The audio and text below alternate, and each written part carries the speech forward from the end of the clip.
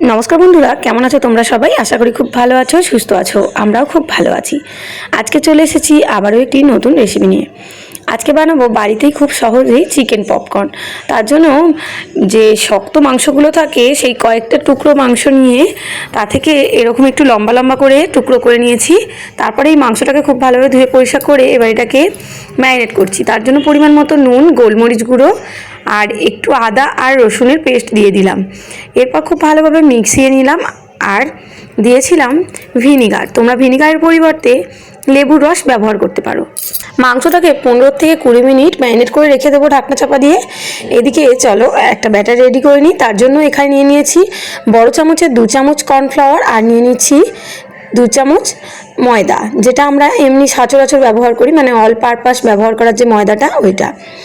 ময়দা আর কর্নফ্লাওয়ার সমান সমান নিয়ে নিলাম আর নিয়ে নিলাম কাশ্মীরি লঙ্কার গুঁড়ো আর নিয়ে নিচ্ছি পরিমাণ মতো নুন আর গোলমরিচ গুঁড়ো। এটা সমস্ত কিছুকে খুব ভালোভাবে এরপর মিশিয়ে নিতে হবে।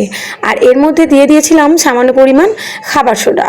খাবার সোডাটা দিলে এটা একটু মুচমুচে ভাবটা বেশি হবে। সমস্ত কিছুকে শুকনো অবস্থায় খুব ভালোভাবে মিশিয়ে নেওয়ার পর একটু জল দিয়ে এটাকে একটা সুন্দর ব্যাটার রেডি করে নেব। তবে যে কোনো কিছু রেসিপি মচমচে মানে ভাজাভুজি মচমচে হতে গেলে তার একমাত্র সিক্রেট হচ্ছে বরফ ঠান্ডা জল। মানে বরফ থাকলে তো খুবই ভালো হয়, না হলে ফ্রিজের জল ব্যবহার করতে হবে। দেখো একদমই খুব নরমও নয় আবার খুব পাতলাও নয়, এরকম একটা ব্যাটার রেডি করে রেখে দিলাম। আর এদিকে নিয়ে নিচ্ছি 2 থেকে 3 চামচ মতো কর্নফ্লাওয়ার আর ঠিক ততটাই ময়দা নিয়ে নেব। আর তার মধ্যে দিয়ে দেব পরিমাণ মতো নুন আর দিয়ে দেব গোলমরিচ গুঁড়ো। এরপর সমস্ত কিছুকে খুব ভালোভাবে হাত দিয়ে নেড়েচেড়ে মিশিয়ে নেব। নিলেই সমস্ত কিছু রেডি হয়ে গেল। এদিকে মাংসটাও ম্যারিনেট হয়ে গেছে আর এই যে ব্যাটার আর এখানে শুকনো মশলাটা নিয়ে নিয়েছি। এরপর একটা করে মাংসের টুকরো নিয়ে নিতে হবে আর এই পাতলা ব্যাটারটার মধ্যে ডুবিয়ে নিয়ে তারপর শুকনো ময়দার মধ্যে এপিট ওপিট খুব ভালোভাবে কোট করতে হবে। তবে 2বার কোট করলেও হয় আর 1বার কোট করলেও হয়। ময়দার মধ্যে এপিট ওপিট গড়িয়ে নেওয়ার পর কিন্তু শুকনো ময়দাটা হাত দিয়ে হালকা করে একবার ঝেড়ে রেডি করে নিতে হবে। দেখো তাহলে কিন্তু খুব সুন্দর পপকর্ন রেডি হয়ে যাবে। এইভাবে সমস্তগুলোকে রেডি করে নেব। দেখো ঠিক একইভাবে অনেকগুলো আমি রেডি করে নিচ্ছি প্রথমেই, তারপরে এগুলোকে ভেজে নিতে হবে।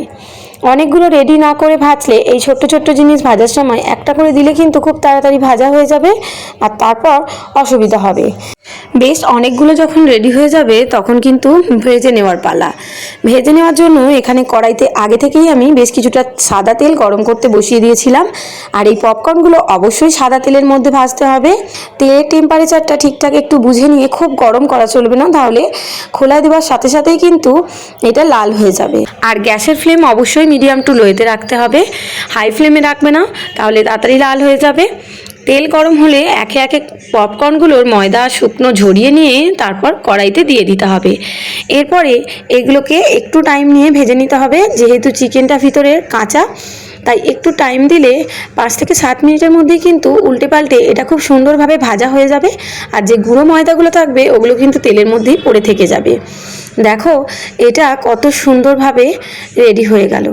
একদিক ভাজা হলে উল্টে পাল্টে অপর পিঠটাও ভেজে নিতে হবে। ঠিক এইভাবে বাড়িতে কিন্তু বাচ্চাদের বানিয়ে আমরা দিতেই পারি। অধিকাংশ বাচ্চাই কিন্তু এখন ফাস্টফুড খেতে ভীষণই পছন্দ করে। আর ফাস্টফুড দোকানে কিনতে গেলে তাদের তেল কত দিনের থাকে, কতটা কি হাইজেনিক মেনটেন করে, এই সমস্ত নিয়ে কিন্তু আমরা মায়েরা ভীষণই টেনশানে থাকি। তো এই খাবারটা বাচ্চার জন্য কতটা স্বাস্থ্যকর হবে, কিন্তু বাড়িতে খুব সহজে এইভাবে যদি বাচ্চাকে সন্ধেবেলা বানিয়ে দেওয়া যায়, বাচ্চারা খুবই খুশি হয়ে এগুলো খেয়ে নেবে। অথবা বড়দেরকেও এটা বানিয়ে দিতে পারো বাড়িতে। তো আত্মীয় এলে চায়ের সাথে খুবই এটা একটা মানে সহজ রেসিপি বলতে পারো। তো কেমন লাগলো অবশ্যই জানিও, ভালো লাগলে অবশ্যই একটি লাইক দিও। আর আমার চ্যানেলে নতুন বন্ধু হলো চ্যানেলটিকে সাবস্ক্রাইব করে দিও। এইরকম আরও নিত্য নতুন সহজ সহজ ভিডিও সবার প্রথম দেখার জন্য পাশে থাকা বেল নোটিফিকেশানটি অন করে দিতে পারো। আর ফেসবুক থেকে দেখলে পেজটিকে ফলো করে পাশে থাকার অনুরোধ করছি।